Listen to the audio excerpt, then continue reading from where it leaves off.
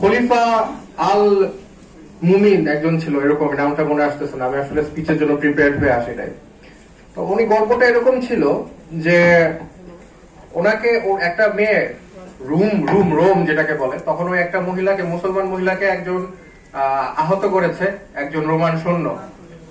এই খবরটা যখন খলিফা আল মুমিনের কাছে যায়, তখন তার হাতের পানির কাপটা নাকি পড়ে যায়। আর ওই মহিলা নাকি বলেছিলেন যে আল মুমিন। তো তখন সৈন্য বলেছিল, রোমান সৈন্য, যে তুমি কি মনে করেছিল সাদা কালো ঘোড়া নিয়ে তোমার আল মুমিন এখানে চলে আসবে? এই নিউজটা যখন খলিফা আল মুমিনের কাছে যায়, তখন নাকি তার হাত থেকে পানির কাপ পড়ে যায়। তখন সে বলে যে আমি তোমার কান্না শুনতে পেয়েছি, এবং একটা চিঠি পাঠায় রোমের সেই কাছে, এম্পারারের কাছে। চিঠির মধ্যে তিনি লেখেন যে রোমের কুকুর, আমি এমন একটা সেনাবাহিনী বানাবো যেটা শুরু হবে বাগদাদ থেকে, শেষ হবে তোমার কনস্টান্টিনোপলে যেয়ে। তা এখন আমরা দেখতে পাচ্ছি, আমাদের মধ্যে খবর পাই আমরা যে আমাদের এক বোনকে নাকি হিজাব পরার জন্য আরব নাকি চাকরি দেয় না, এরকম একটা নিউজ আমরা পাই। এই নিউজটা পাওয়ার পর এটাকে আমরা খোঁজ খবর নিতে পেরেছি, কেন এটা সত্যতা যাচাই করার চেষ্টা করেছি। আর যদি এটা আসলেই হয়ে থাকে, তাহলে কি আমাদের এসি রুমে বসে এটা শোনার উচিত, নাকি আমাদের কিছু করা উচিত? আমরা বেশি কথা বলতে জানি, কাজ কম করতে জানি। একবার একটা ছেলেকে আরং চাকরি দাঁড়িয়ে রাখার জন্য আমাদের কি কিছু করা উচিত ছিল? আমরা কি কিছু করেছি? তাহলে ট্রান্সজেন্ডার নিয়ে কেন আমরা কথা বলছি, যেখানে আমরা নিজেরাই কিছুটা ট্রান্সজেন্ডার হয়ে যাচ্ছি? আমাদের একটা মুসলমানের উম্মার গায়ে যদি কোনো কিছু হয়, কোনো আঘাত পড়ে, আমাদের কোনো ক্ষতি করে যদি একটা উম্মার, একটা মানুষের প্রতি, তাহলে উম্মার প্রত্যেকটা মানুষের কি দায়িত্ব? প্রতিবাদ করা দায়িত্ব। আমরা কিন্তু অনেক ক্ষেত্রে করি না। এইটা একটা সমস্যা। আমি আরেকটা জিনিস বলতে চাচ্ছি, এই যে আমরা বলতেছি ট্রান্সজেন্ডার যে আইনটা, এটা তো আমি বের করেছিলাম।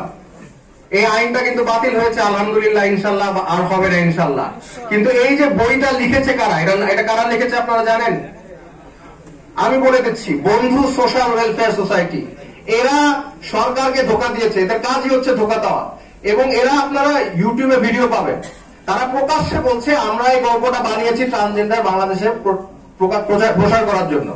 তারা নিজেরাই বলছে, তাদের ডকুমেন্ট আছে, তারা যেখানে নিজেরাই বলতেছে আমরা ট্রান্সজেন্ডার এটাই বুঝেছি, আমরা বিচার বুঝাই নাই, আমরা ট্রান্সজেন্ডার বুঝিয়েছি। তো তারা যেখানে নিজেরাই স্বীকারোক্তি দিচ্ছে, সেখানে আর কোনো বিতর্ক থাকতে পারে? যে লেখক সেই যদি বলে আমি এই কারণে লিখছি, সে যদি ভিডিওতে বলে, সে যদি ডকুমেন্ট সাপ্লাই করে, লেখে যে আমাদের মতবাদ কি ছিল।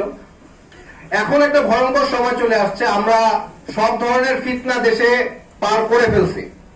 শেষ যে ফিতনাটা আসছে সেটা হচ্ছে সমকামিতা, ফামেলুট। তো এই শেষ ফিতনার জায়গায় এসে আমরা দাঁড়িয়েছি। এখন যদি আমরা প্রতিবাদ না করি, তাহলে আমাদের দেশে মুসলমান থাকবে না।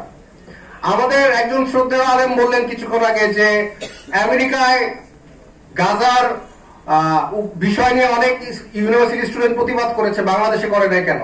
করেছে, আমি করেছি, আমার ছাত্ররা করেছে, আইউবির ছাত্ররা করেছে, নর্থ সাউথের ছাত্ররা করেছে। এখন এই যে ছাত্ররা প্রতিবাদ করেছে, এখানে কিন্তু আমাদের সবার থাকা উচিত ছিল। আমাদের এখন ওই মাদ্রাসা, school, English medium, Bangla medium, এগুলো অধ্যায় বাদ দিতে হবে। এখন শুধু আমাদের একটা পরিচয়, আত্মপরিচয়, কারণ আমাদের এই আত্মপরিচয় ধ্বংস করার চেষ্টা করছে তারা। আমাদের এক আত্মপরিচয় একটাই, সেটা হচ্ছে আমরা এক উম্মাহ। আমাদের এই আত্মপরিচয়, আপনারা কি মনে করেছেন এরা আপনাদের যে গবেষণা লেখে, সেখানে কি আপনারা মুসলমান হিসাবে বলে আপনাদেরকে? না, আপনাদেরকে বলে ইসলামিস্ট, আমাদেরকে বলে ইসলামিস্ট। ইসলামিজম বলে কি কোনো শরীয়গত ভাবে কোনো আছে? নাই। আমরা ইসলামিস্ট না, আমরা কখনো ইসলামিস্ট হবো না। আমাদের এক আইডেন্টিটি, আমাদের আইডেন্টিটি হচ্ছে আমরা উম্মার এক অংশ, আমরা এই উম্মার মুসলমান, আমাদের আইডেন্টিটি হচ্ছে এটাই। এটা বলে আমি আমার বক্তব্য শেষ করছি।